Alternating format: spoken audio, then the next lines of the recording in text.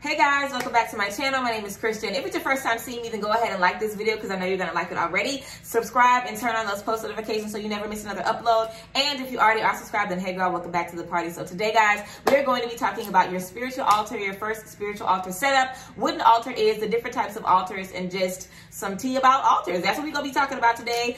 This video was suggested to me, so thank you for the suggestion. And like I said, if you guys have any other suggestions that you guys want to see, just let me know and I will make it, period. Okay, so a spiritual altar.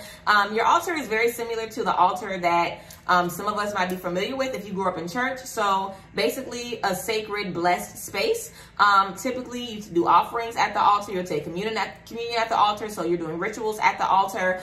Your altar is a place for you to go and pray, for you to go and, be with God and be with spirit and you just be one with the universe. So, basically you can kind of create that sacred space in your own home. And I think it is beautiful that people are creating their own altars because I think it's important that we kind of get out of the stigma of us having to go to a physical building of church in order to connect with God and connect with spirit. Of course, we love we love going to church, girl. We love connecting with other, folks, but just having that space in your home is so important. So yes, you can have a bunch of different altars. I've seen altars I saw somebody that did an altar for Prince once. I've seen altars, of course, ancestor altars. You can we're going to get into your little beginner spiritual altar that you guys can do. You can have altars for money. You can have altars for love. Literally, you can have altars for anything. So yes, a good beginner altar, I would say, is to just have a table or a small little stand or something and basically have a white cloth over it. And on top of that white cloth, you can put your crystals, any cards that you have, all of your spiritual items, all of your spiritual memorabilia, and you can just kind of get in the practice of, like keeping your things in a safe space, keeping them clean, keeping them nice, keeping them out of harm's way, making sure that people ain't walking past and bumping into them and knocking your stuff over and your kids and your pets ain't into it, but also making sure it's not backed in the corner to where, you forget about it, so kind of getting in the habit of just creating a safe space and honoring a safe space. You can burn incense at that space. You can use Florida water to bless it regularly. Even if you wanted to have a sacred space where you just use it to bless and charge your items, you can do that as well. But your altar really can be whatever you want it to be. So for me, I would say for a beginner, I would really recommend a small table, a hall table or something like that. Even like a nightstand if you want it to be like shorter, like by your bed or whatever the case is, something small, where you can basically put all of your beautiful items and put all of your beautiful, amazing things. So that's what I would say is a really good beginner, kind of setup for an altar.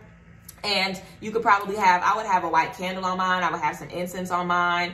Something else that you could do is have a cup of water. Water is very, very beautiful for energy and transmuting energy. Also very good for spirit.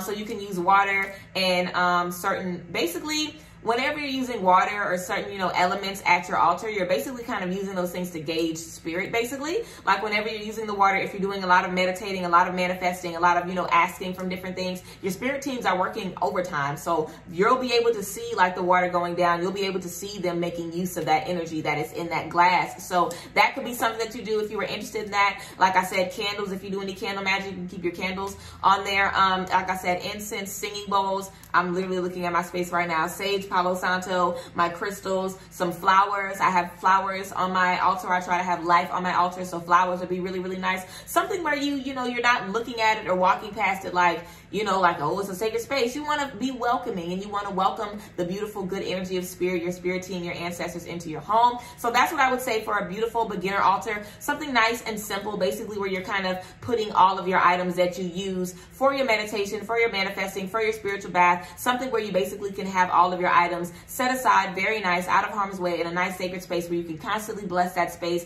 and constantly go to that space. When you need to raise your vibration, feel a little bit better, you can go to this space and find some solace. So that is what I would say for that's what I would say for a beginner altar. But you can also have an ancestor altar. So basically an ancestor altar is a space that you honor your ancestors. So any relatives that you have that have passed away that you know of or that you don't know of. Some readers offer ancestor readings. I do not offer ancestor readings, but some readers offer ancestor readings. They're able to tell you the names of people and go way, way, way, way, way back into your ancestry. So that could be something that you guys could look into if you're wanting to connect with your ancestors.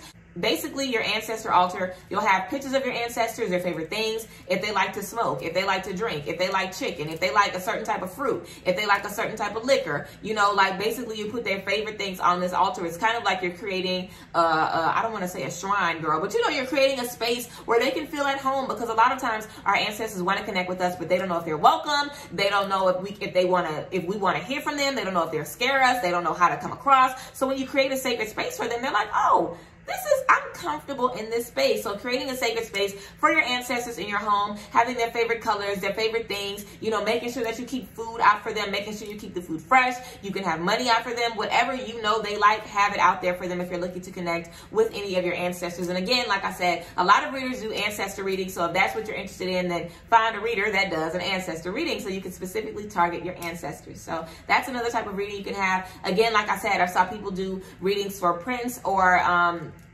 other, you know, like spiritual, popular or public figures that, you know, a lot of people connected with and worked very, very closely with. A lot of people, you know, work with these different energies every day on a daily basis. So they want to honor these different energies. You know, a lot of people do offerings to these different energies and they want to honor them, you know, so it's basically like creating a sacred space for anything you want to honor and anything you want to give reverence to. You can really do it for anything. I only have one kind of beginner altar now. I want to definitely do another one, but I need to do a lot more in my room. Like I want to add some different stuff in here and kind of change my setup a little bit. But yes, basically that is the tea. There's really not much to say about altars. Honestly, it's very important to keep them clean. It's very important to respect the space, to make sure you are allowing the space to be respected. You just have to allow your space to be respected. And I think that creating an altar is kind of, you know, opening the door to, you know, spirit to contact you very, very one-on-one, you know, very, very close and personally. So it's like when we open that door for that connection, we need to be able to respect that connection and keep the space clean, keep the space light, keep the space blessed. You also want to be mindful of who you let in your home whenever you know, create an altar space, because again, you are allowing these energies into your home. These beautiful, bright energies are coming into your home. So you will be able to pick up on the energies of a lot of people a lot better. And your home will be able to tell you about these energies, honestly. Like you'll be able to sense a shift when you got somebody in your house that don't need to be there. When somebody's in there whose energy is off, you're going to want to make sure that you're having the right people around your things. You're going to make sure that you have the right people around your space. So that's what I would say as well. Just be mindful of who you have around your space. I am not going to show you guys my altar.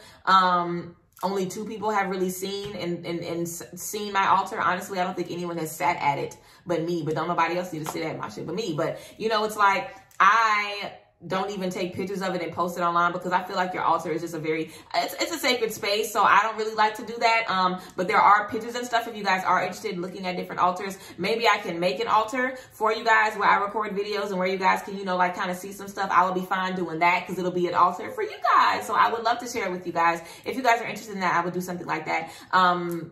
Maybe I would do something like that. I would have to I'd have to pray on that, but I might do something like that. But yeah, I think your altar is a really good chance for you to kind of individualize your spiritual journey. I feel like a lot of times, you know, we're kind of looking for ways to fit in and looking for things to kind of do where, you know, it's like, okay, I know how to do this because it's one A, B, C, and D, and this is this, and this is this. And a lot of the things that we do are methods and practices and rituals, and, you know, it's basically steps that we have to do everything. But your altar is really a space where you can kind of go with the flow. Of course, there are still certain things that you have to do, but you really can make the space your own. So yes, guys, I hope this video was helpful. If you guys have any questions, of course, leave them down below in the comment section. Also, if you have any videos you would like to see made, leave them in the comment section as well. I love you guys as always. Follow me on all of my social media, and I will see you guys next time.